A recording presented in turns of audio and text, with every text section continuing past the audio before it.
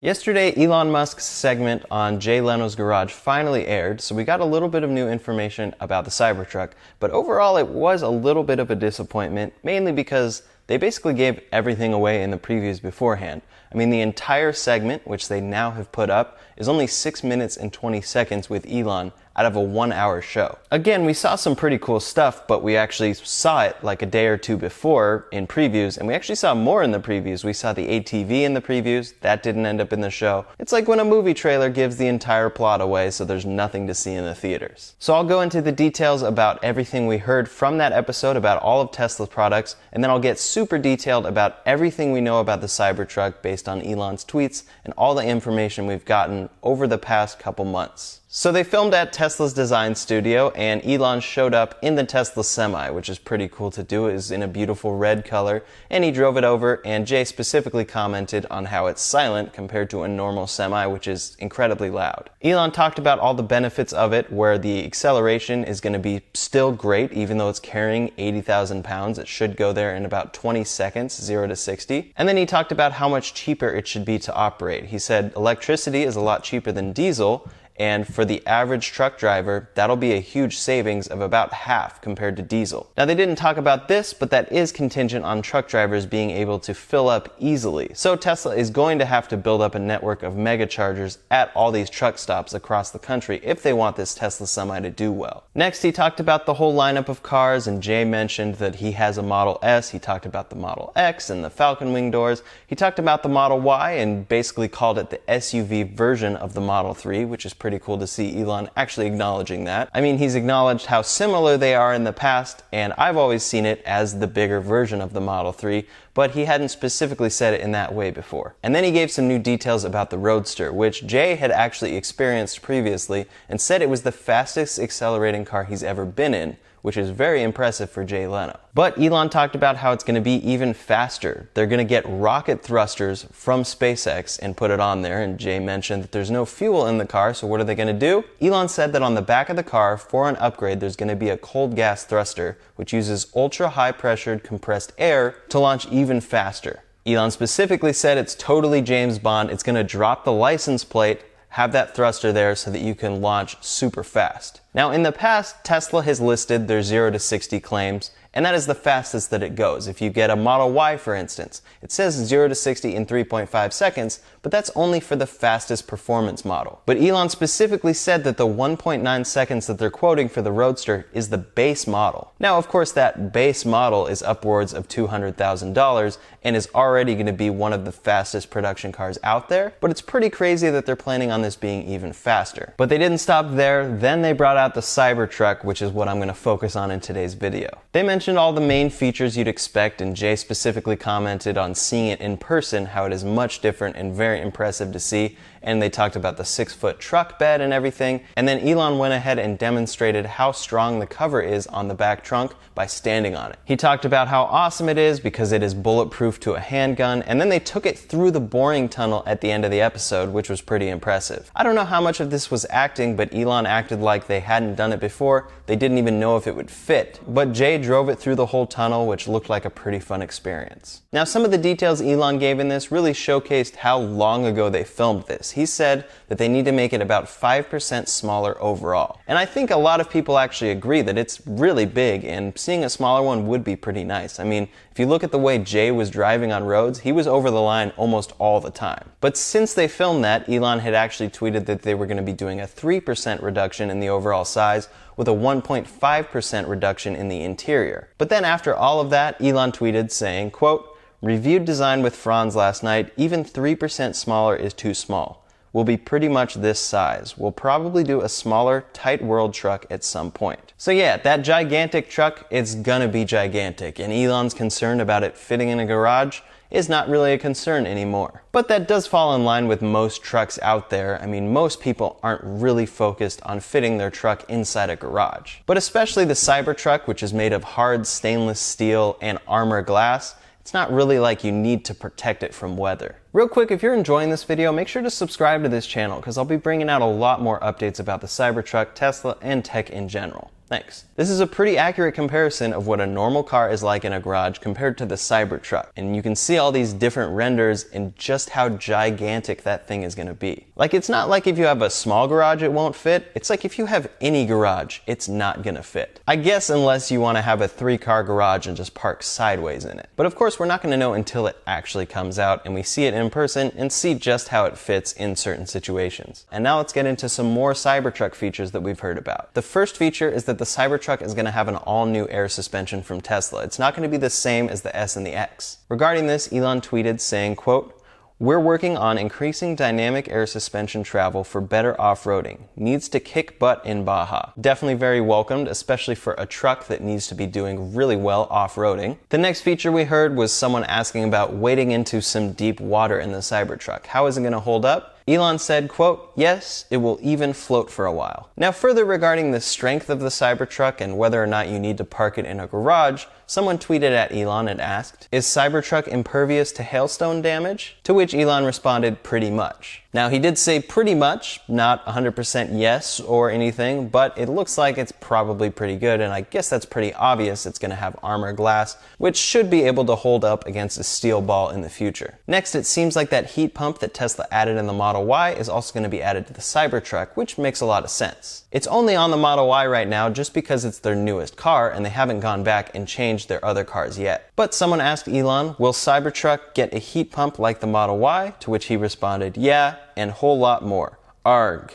I'm dying to make Cybertruck like yesterday. And I mean, I'm not planning to buy one, but I'm dying to see it like yesterday. Now this one's pretty exciting. Regarding the color of the Cybertruck, Elon said, quote, "You will be able to wrap it in any color or pattern." Now this tweet isn't entirely clear whether or not he's saying you can wrap it after the fact, it'll be able to be wrapped, or if you'll get it from Tesla and be able to wrap it from Tesla. But it's pretty clear that you're not going to be able to paint this and that Tesla is not going to be painting it like they do their other cars. What seems most likely is that Tesla is going to be opening a new paint/wrap shop at their new Cybertruck factory. It's something that Elon has mentioned with their Giga Berlin factory, saying, quote, "Giga Berlin will have world's most advanced paint shop with more layers of stunning colors that subtly change with curvature." And he further detailed there how you can wrap it in any color or pattern. Now this is likely what Tesla is planning to do with all paint shops at all of their factories in the future, which is a very welcomed improvement over where their paint is at right now and has been. I mean, I just experienced this in my Model Y. The paint is good, but definitely not great. And it's something that Elon specifically talked about, how they can't just change it at Fremont right now, otherwise they'd have to stop production for a while. It's something they're going to have to implement over time at Fremont, but when they're building a new factory, they can just build it with this paint shop. Which brings us to the location of their next factory, which will be specifically for the Cybertruck. I mean, with 600,000 pre-orders, even if they have to make half of those, they can't do that all of a sudden at Fremont. So Tesla has been deciding where they're going to put their next factory, with a lot of states putting in their bids to have Tesla come there. We've seen Nashville, Missouri, Oklahoma, and Texas all put their name in the ring specifically, and it looks like we're probably leaning towards Texas. Elon specifically said that they're scouting locations for a Cybertruck Gigafactory, but then clarified that this will be producing the Cybertruck as well as the Model Y. And at the last earnings call, Elon said they should be announcing it within the month, at the longest within 3 months. So hopefully we're going to hear about this in June, but Elon has given all sorts of hints that it's going to be Texas. And this definitely would make sense because if you look at the states with the top pre-orders for the Cybertruck, number 1 is obviously California at 12.9%. And we know Elon is not about to build another factory in California. If anything, he wants to leave. And then Texas is number 2 at 6.3%.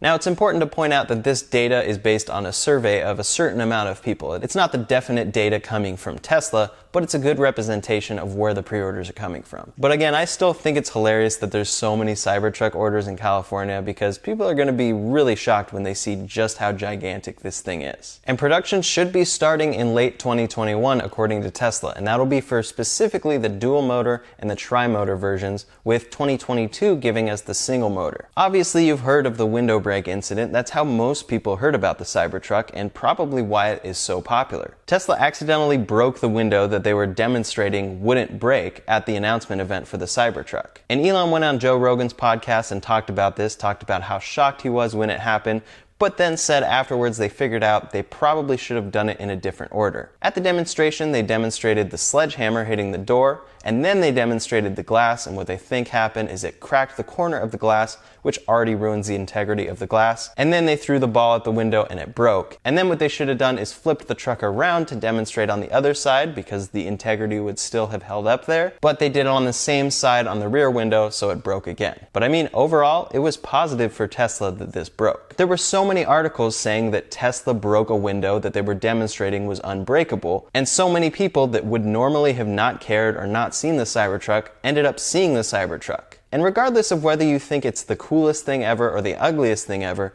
it's intriguing. The fact that Tesla is making a truck that is so much different than any car or truck out there, it's intriguing. And that has led to the amount of pre-orders that they have now, which most people estimate at over 600,000. Now, of course, it's important to acknowledge that a lot of people just put down $100 just for fun and they're going to cancel their order. But still, even a percentage of 600,000 pre-orders is incredible. And a lot of that surge is most likely thanks to that window breaking incident. On Electrek, they ran a poll asking their readers if they think overall this window breaking incident was net positive or negative for Tesla. The results showed that 87.72% of their readers who read this particular article and voted said that overall it was a net positive. I will say that if you do want to buy a Cybertruck and you haven't put in an order for whatever reason right now, they are raising the price of full self-driving to $8,000 on July 1st, so go ahead and put your order in now and you'll lock it in at $7,000. But if you want a Cybertruck, I bet you already ordered one. So those production timelines are based on Tesla's website, and Elon specifically talked about this on Joe Rogan's podcast, saying they're going to make the Cybertruck before they make the Roadster. So that delays the Roadster to 2022 or possibly 2023, which makes sense since it's such an expensive car that not a ton of people are going to buy, and they have so many pre-orders of the Cybertruck. But it looks like further confirmation that those timelines on their website are correct. It's just pretty crazy that they have to build a factory before they actually can build these cars. Now, one other clue into the future that we got is from Elon tweeting saying he will be driving a Plaid version of the Cybertruck. Now, the Plaid powertrain is something they're going to be bringing to the Model S and X, and it's 3 motors. So he's probably just referring to the tri-motor all-wheel drive version, but they haven't called it Plaid. So it does make us wonder, is there going to be a Plaid version above the tri-motor that is even better and faster? Obviously, we have no idea since they haven't even started producing these, but it would be pretty cool if there was an even better version than the tri-motor version. It'll be really interesting to see how the Cybertruck ends up doing, because the competition is going to be fierce out there. For Tesla and electric car fans who think this is a super cool design, they're going to be some of those initial orders. But for the Cybertruck to really do well, it's going to have to convince truckers who are very loyal, like those truckers who only buy Ford F-150s, and then a couple years later they buy another Ford F-150. Tesla has to convince those people that the Cybertruck is better. The last thing that I think is pretty crazy about the Cybertruck is that it quotes Tesla's highest range. I guess other than the Roadster, which quotes 620 miles, Tesla quotes 500 plus miles for the top version of the Cybertruck. That is a lot of miles for Tesla to come out with, especially since the Model S peaks at 391 officially, and Elon says that it's 400 miles. The Model S is $74,990 versus the Cybertruck, which should be getting over 100 miles more range. It's at $69,990. Now, some of those cost savings could be with that exoskeleton design, but it's pretty clear there's some stuff going on with the battery there. It's pretty clear that Tesla has some cheaper, more efficient, more advanced battery tech on the horizon, and they're planning on bringing it to their cars. With their current battery tech, it's kind of a mystery as to how Tesla is going to be able to get 500 plus miles out of the Cybertruck. And we totally expect to hear about this on Battery Day, which is coming up. Battery Day was originally, I think, scheduled for April and then delayed to May, and I think now it's delayed to June or July. But Elon was pretty clear at the last earnings call. They don't want to give away too much information, but it's huge. There have been some rumors swirling around that Tesla is getting down to $80 per kilowatt hour, which is well below the $100 that most people were shooting for. As well as some other rumors about certain elements they've been able to eliminate that will make it cheaper and easier to make batteries. But hopefully we'll get the full details soon at that Battery Day event, which could be partially live stream and partially live. I think Battery Day is going to be huge for Tesla, but what do you think? Leave a comment below and let me know. Do you think Battery Day is going to be huge like they say it is, or a bit of a letdown? In the meantime, make sure you're subscribed to this channel for lots more updates about the Cybertruck, Tesla, and tech in general. Make sure to like this video if you appreciated it. Thanks so much for watching, and I'll see you on the next one.